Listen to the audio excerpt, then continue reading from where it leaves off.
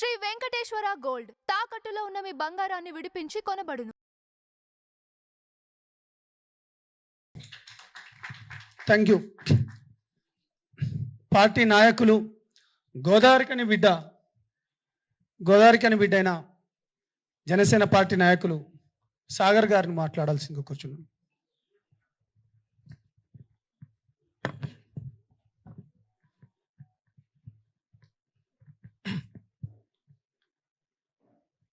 అందరికీ నమస్కారం. జై తెలంగాణ. ఫస్ట్ ఆఫ్ ఆల్, గత 3-4 రోజుల నుంచి, గత వారం రోజులుగా జరుగుతున్న పరిణామాలు చూస్తే మనం తెలంగాణలో ఎవరిని ఇన్స్పిరేషన్ తీసుకోవాలని భయం వేస్తుంది. ఎవరైతే మేధావులు, ఎవరైతే మంచి విశ్లేషకులు, ఎవరైతే యువతకి ఒక మార్గదర్శకులు అనే వాళ్ళే ఇలా మాట్లాడుతుంటే నేను తప్పు చేశానా, వీళ్ళని ఇంకొక లెవెల్లో ఊహించుకున్నాను అనుకున్నాను. ఎందుకో కొంచెం బాధ కూడా అనిపించింది.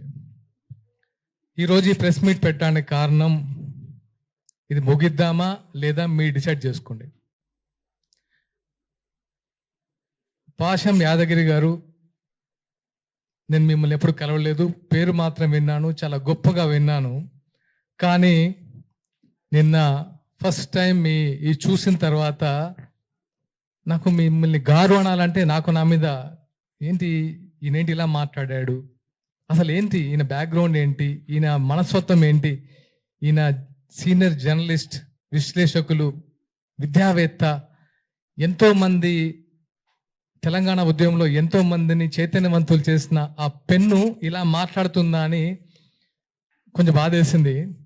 ఆయన మాట్లాడిన మాటలు మీ ఇంట్లో వాళ్ళకి ఒక్కసారి చూపించండి యాదగిరి గారు. మీ ఇంట్లో వాళ్ళు హర్షిస్తారని చెప్పుకుంటే నేను నిజంగా ఒప్పుకుంటాం.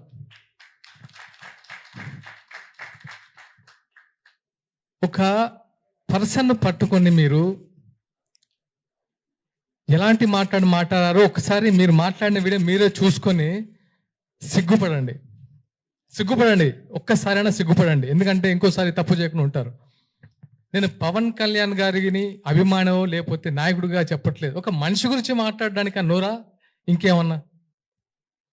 పాషం యాదగిరి గారు, మీకు తెలిసిన మీ మిత్రులు చాలా మంది మీ గురించి గొప్పగా చెప్పేవాళ్ళు. నేను నైట్ నుంచి సర్ప్రైజ్, ఇదా ఆయన గురించి చెప్పింది. సినిమా ఆర్టిస్టులకి సిగ్గు, నీతి, న్యాయం, శీలం అసలు ఏముండదా? ఏమనుకుంటున్నారు మీరు సినిమా ఆర్టిస్ట్ అంటే? ఒక్కొక్కరు జీవితాన్ని పలంగా పెట్టి ఆకలితో పస్తులుండి ఇక్కడ సినిమా ఆర్టిస్టులు అవుతున్నారు. అదే తెలంగాణ వ్యాప్తంగా. వాళ్ళందరికీ మీరు ఇచ్చేది ఇదా? వాళ్ళ సంస్కారం లేదా? నువ్వు యావత్ సినీ లోకానికి క్షమాపణలు చెప్పకపోతే నిజంగా నీకు మనస్సాక్షి లేనట్టే. కనీసం నీ మనస్సాక్షికైనా చెప్పుకో, తప్పు చేస్తానని. ఎలాంటి మాటలు మాట్లాడతావు? గోదావరికని, లక్ష్మీపురం, మీరు ఏదైతే లెఫ్ట్ భావజాలం అంటున్నారో, మీరు ఇక్కడ ఆఫీసులో కూర్చొని మేము కమ్యూనిస్టులం అని పేపర్లు రాసుకుంటూ ఉత్తేజపరిచం అనుకుంటున్నారో, అదే 25 సంవత్సరాల క్రితం లక్ష్మీపురం, గుర్తుపెట్టుకుని పేరు విమలక్క గారికి తెలుసు. 20 సంవత్సరాలు జైలు గోడల మధ్య ఫ్యామిలీని, జైలు బయట మేము. అది మా మీరు పెన్నుతో చేశారు, మేము గన్నుతో యుద్ధం చేశాం. తెలుసుకోండి. మీకేంటంటే మీకు మీడియా ఉంది కాబట్టి మీ పేర్లు బయట వినబడతాయి. కానీ అప్పుడు మాకు మీడియా లేదు, మా గురించి రాసేవాళ్ళు లేడు, మాట్లాడేవాళ్ళు లేడు, వచ్చేవాళ్ళు లేడు. కనీసం రాజకీయ నాయకులు, పోలీసు బూట్ల చప్పుళ్ళు 24 గంటలు విని ఉలికి పడలేసే వాళ్ళం. అలాంటి ప్లేస్ నుంచి వచ్చాం. మాకు కొత్త కాదు ఇవన్నీ. మీరు ఏదో గొప్పలు అనుకుంటున్నారు. లెఫ్ట్ అంతకు మించి చేసాం. ఒకసారి కావాలంటే కనుక్కోండి. ఓకే, నాకు ప్రచార కార్యదర్శి అనే పదవి మొగలి రేకులు సీరియల్ ద్వారా నేను ఒక మంచి నటున్నాను, నాకు ఫేమ్ వచ్చిందని ఇవ్వలేదు పవన్ కళ్యాణ్ గారు. నా బ్యాక్గ్రౌండ్ తెలుసుకొని, నాకున్న కమిట్మెంట్ తెలుసుకొని ఇచ్చాడు. గుర్తుపెట్టుకోండి. ఇక్కడ మేము తెలంగాణ బిడ్డలమే.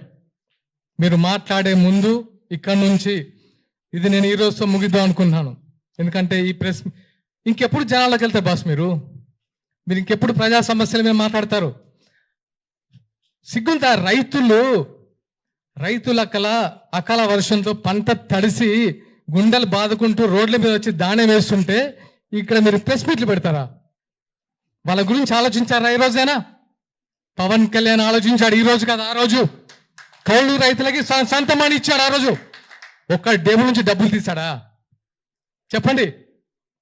ఈరోజు ఎంతమంది రైతులు రోడ్డు మీద పడ్డారు? రైతు అనేవాడు పంట వేసినప్పటి నుంచి ఎరువులు దొరక్క, రుణాలు దొరక్క, అతి కష్టం మీద పంట తీస్తే ఆ పంట నెల రోజుల నుంచి కళ్ళాల మీద పడిగాపులు కాస్తూ అరే ఎప్పుడు వర్షం వస్తా అని గుప్పిట్లో పెట్టుకొని ఉంటే వీళ్ళు వాళ్ళని పడుచుకోకుండా ఈ సొల్లు మీటింగ్లు పెట్టేసి పవన్ కళ్యాణ్ ఒకరు దొరికారు కదా, మనకు మంచి ఫేమ్ వస్తుంది, మంచి మైలేజ్ వస్తుంది, ఈరోజు ఇంతమంది వచ్చి మాట్లాడతారని సొల్లు మీటింగ్ పెడతారా మీరు? ఇదే మీరు తెలంగాణలో ఫైట్ చేసే విధానం. ప్రొఫెసర్ నాగేశ్వరరావు గారు చాలా వీడియోస్ చూశాను మీది, ఒక మంచి విశ్లేషకులు అనుకున్నాను, కానీ ఎందుకో తగ్గించుకున్నారు గౌరవం. మీకు ఎందుకండి? మీరు అన్ని పార్టీలు సేమ్ మీ ముందు, మీరు అన్ని పార్టీ నాయకులు మీకు రెస్పెక్ట్ ఇస్తారు. మీరు ఆ ఒక్క మాట తొల్లారు, సంస్కరించుకున్నారు, అయిపోయింది. దాంతో మళ్ళీ రౌండ్ టేబుల్ మీటింగ్ అని 4 రెచ్చగొడితే వచ్చేసి అసలు పవన్ కళ్యాణ్ గారు కుల ప్రస్తావన తీస్తారా? తీయండి, ప్రూఫ్ ఇవ్వండి. నిజంగా మీ ఇంటికి ఆంధ్ర పోలీసులు వచ్చారా? చెప్పండి. ఆంధ్ర పోలీసులు వస్తే రుజువు చేయండి. మీరు వచ్చారని ప్రూవ్ చేయండి, మేము తలదించుకుంటాం. మీ ఇంటికి పోలీసులు ఎందుకు వచ్చారో మీకు తెలియదా? నేను విన్నదైతే ఎవరో ఏదో యూట్యూబ్ ఛానల్లో చూశాను, 10 టీవీ ఇష్యూలో సంథింగ్ అని. దాన్ని ఆంధ్ర పోలీసులు వచ్చారు అరెస్ట్ చేయడానికని ఒక ప్రోగ్రాం పెట్టి విద్వేషాలు రెచ్చగొట్టి అవసరమా? మీరు యువతకు మార్గదర్శకులు అనుకున్నాను, కానీ ఇలా దిగజారుడుతానం చేసి దిగజారడం అంటే నాకు తెలిసి ఇలా ఈ టైంలో యువత కూడా ఇలాంటి చెత్త మాటలు మాట్లాడట్లేదు. సొఫిస్టికేటెడ్గా ఉంటున్నారు, అంబిషియస్గా ఉంటున్నారు. ఏవి నీళ్లు, నిధులు, జ్ఞాపకాలని 12 సంవత్సరాల తెలంగాణ ఏమైందని ఒకసారి ప్రశ్నించారా? విగ్రహాలు పెడుతున్నారు, ఎన్టీఆర్ విగ్రహాలు పెడుతున్నారని గొడవ చేస్తున్నారు కదా. టీఆర్ఎస్ హయాంలో చాలా విగ్రహాలు పెట్టారు కదా, అప్పుడు ఎందుకు ప్రశ్నించలేదు? అప్పుడు ఎందుకు నోరు లేవలేదు? అదే స్వయంగా కేటీఆర్ గారి పేరే ఎన్టీఆర్ తారక రామారావు పేరు పెట్టారు, మార్చేస్తారని మార్చారు కదా. ఇది కాదు కదా. సమస్యల మీద ఫైట్ చేయండి. మీరు ఫైట్ చేస్తే మేము వస్తాం, మేము వెనుక ఉంటాం, మీ ముందుగా మేము వెనుకుంటాం. అరే ఫైట్ చేస్తున్నారు వీళ్ళు, వెనుక మనం ఉన్నామని. లెఫ్ట్ భావం ఇది కాదు కదా. లెఫ్ట్ భావాలంటే ఇలా తిట్టడాలా? గుర్తుపెట్టుకోండి, మొన్న మున్సిపల్ ఎన్నికల్లో, ఇది గుర్తుపెట్టుకోండి, మున్సిపల్ ఎన్నికల్లో రాష్ట్ర వ్యాప్తంగా జనసేన పోటీ చేసినప్పుడు అన్నీ తిరిగాను. గోదావరి కాలనీ పరిసర ప్రాంతంలో ఎల్బీ నగర్లో ఒక్క కమ్యూనిస్టు గెలిస్తే నా ఫస్ట్ ఫోన్ ఆ కమ్యూనిస్ట్కే ఫోన్ చేశాను. అతని పేరు సూర్య. అది నేను ఎవరికి ఫోన్ చేయలే, కాంగ్రెస్, టీఆర్ఎస్, బీజేపీ. ఒక కమ్యూనిస్టు పార్టీ గెలిచిన యువకుడు, అరే ఈ టైంలో ఇంత ఉందా, ఇంత అంబిషియస్గా ఫైట్ చేస్తున్నాడు, ఎవరా యువకుడు అని చెప్తే అతని పేరు సూర్య. అతని ఫస్ట్కి వెళ్ళి నేను ఫోన్ చేసి మాట్లాడి నేను అప్రిషియేట్ చేసిన మొదటి వ్యక్తిని. అది నాలో ఉన్న కమ్యూనిస్ట్ రక్తం. మీలో ఉంది కమ్యూనిస్ట్ రక్తం కాదని నా ఫీల్. ఎందుకంటే ఇలా తిట్టొద్దు. ఇలా తిట్టుకుంటూ కొట్టుకుంటూ ఏం సాధిద్దాం తెలంగాణలో? ఏముంది ఇప్పుడు సిచ్యువేషన్? తెలంగాణలో ఏమైనా ఉందా? మిగిలిందా? ఎవరైనా సంతోషంగా ఉన్నారా? యువత సంతోషంగా ఉందా? వాళ్ళ ఉద్యోగాల సిచ్యువేషన్ ఆలోచించారా? మొన్న ఆర్టీసీ కార్మికులు సూసైడ్ చేసుకుంటున్నాయి కదా, వాళ్ళ సంతోషంగా ఉన్నారా? రైతులైతే వాళ్ళ బాధ వర్ణాతీతం. ఎరువులు దొరక్క, పంట చేతికి వచ్చిన తర్వాత నీట మునిగి, రైతు బంధులు లేక, రుణమాఫీ కాక, ఇన్ని సమస్యలు పెట్టుకొని మీకు పని పాట లేక రౌండ్ టేబుల్ సమావేశాలు పెట్టి ఏం చేశారా మీ జేబులో నుంచి? పవన్ కళ్యాణ్ గారు ఏం చేశారు మీకు తెలియదా? ఈ రోజు కాదు, 2009లో ఎక్కడో ఆదిలాబాద్ తాండాల్లో మంచినీటి సౌకర్యం కల్పించాడు. అప్పుడు మీరేం చేశారు? ఎక్కడున్నారు మీరు? ఎన్నో దాన ధర్మాలు చేశారు ఆయన. దాన ధర్మాలు కూడా అన్నాను. ఆయన ఒక మనిషి కష్టాల్లో ఉండంటే చేతిలో చేతికి ఎంత ఇస్తారు. అదే నైజం. ఊరికే మేము అట్రాక్ట్ కాము, సినిమాల వల్ల అట్రాక్ట్ కాలేదు బ్రదర్. ఆయన సినిమాలు చూసేవాడు అట్రాక్ట్ కాలేదు జన సైనికులు. ఆయన వ్యక్తిత్వం, ఆయన కంటే పెద్ద హిట్ ఇచ్చిన సూపర్ స్టార్లు ఉన్నారు, వాళ్ళకి ఇంతమంది ఫ్యాన్స్ లేరు ఎందుకు? ఆయన వ్యక్తిత్వం. ప్రతి వాడికి సమన్వయం.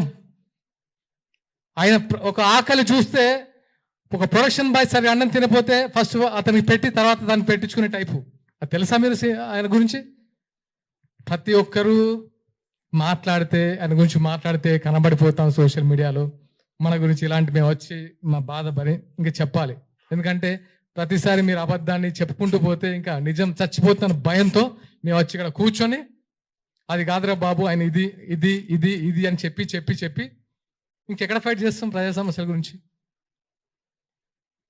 రెచ్చగొట్టద్దు బాస్. ఎనఫ్. మాకు సహనం ఉంటుంది. ఇక్కడి నుంచి ఇలాంటివి పునరావృతం అవ్వద్దు. ఇది ఈరోజు ముగిద్దాం ప్లీజ్. ఇంకా ఇలాంటి పవన్ కళ్యాణ్ని హైదరాబాద్ రాకుండా అడ్డుకుంటాం. ఎవరికైనా దమ్ముందా? మీకు దమ్ముందా చెప్పండి, తెలుసుకుందామా? ఆపగలరా? మీకు రాజ్యాంగ విలువలు తెలుసా? రాజ్యాంగ హక్కులు తెలిసే మాట్లాడుతున్నారా? తెలంగాణలో జనసేన పార్టీ చాలా బలంగా ఉండబోతుంది. ఖబర్దార్ గుర్తుపెట్టుకోండి. మేము ఇప్పటి వరకు చాలా ప్లీజింగ్గా కూడా కాదు, అరే మా కళ్యాణ్ గారు నేర్పిన సంస్కృతి అంటే మనం తగ్గుదాం. కానీ మేము ఎదురు తిరగాల్సి వస్తే మాత్రం నిజంగా తట్టుకోలేరు బాస్, తట్టుకోలేరు. అది గుర్తుంచుకోండి. మరొకసారి చెప్తున్నాను, విమలక్క గారికి మనస్ఫూర్తిగా థ్యాంక్స్ చెప్తున్నాను. ఎందుకంటే నేను వచ్చేటప్పుడు అమ్మతో మాట్లాడాను. అమ్మ ఏంటిది ఇలాంటి సిచ్యువేషన్ క్రియేట్ అయింది, ఇలా కాదు కదా. తెలంగాణలో మీరందరూ మాకు ఒక మార్గదర్శకులు, మీరే ఇలా మాట్లాడితే మేమెవరిని మార్గదర్శకంగా తీసుకోవాలి అని అడిగాను. ఆ మంది చిన్నగా అప్పుడప్పుడు దొలుతుంటాయి, దీన్ని ముగింపు పలకండి అని. అమ్మ మీకు ఇచ్చిన మాట ప్రకారం ఈరోజు నేను ముగిద్దాం అనుకుంటున్నాను, మీరు కూడా దయచేసి ముగించాలని కోరుకుంటున్నాను. అండ్ ముఖ్యంగా మీడియా మిత్రులకి కృతజ్ఞతలు తెలపాలనుకుంటున్నాను. ఎందుకంటే మా భావ ప్రకటన స్వేచ్ఛ కూడా మీరు 10 మందికి చూపించినందుకు మీకు మనస్ఫూర్తిగా కృతజ్ఞతలు. అండ్ జనసేన కార్యకర్తలు అందరూ నొచ్చుకోకండి. ఎందుకంటే ఇప్పుడు యాదగిరి గారిని నేను కూడా మీరు అన్నట్టు మాట్లాడితే మీకు ఫ్యామిలీ ఉంది, భరించగలరా? ప్రొఫెసర్ నాగేశ్వరరావు గారిని మీరు భరించగలరా మీ ఇంట్లో వాళ్ళు? మరి పవన్ కళ్యాణ్ గారి ఫ్యామిలీ ఎన్నిసార్లు భరించాలి సార్? ఎంతమంది భరించాలి? అక్కడ ఏపీలో వాళ్ళైతే నోరు పెట్టలేము, తెలిసిందేగా. ఇంకెంతకాలం భరిస్తాడు ఆయన కూడా సహనం ఉంటుంది కదా. ఇంకానా 3 పెళ్ళిళ్ళు 2 పెళ్ళిళ్ళు ఏంటి బాస్? ఇంకా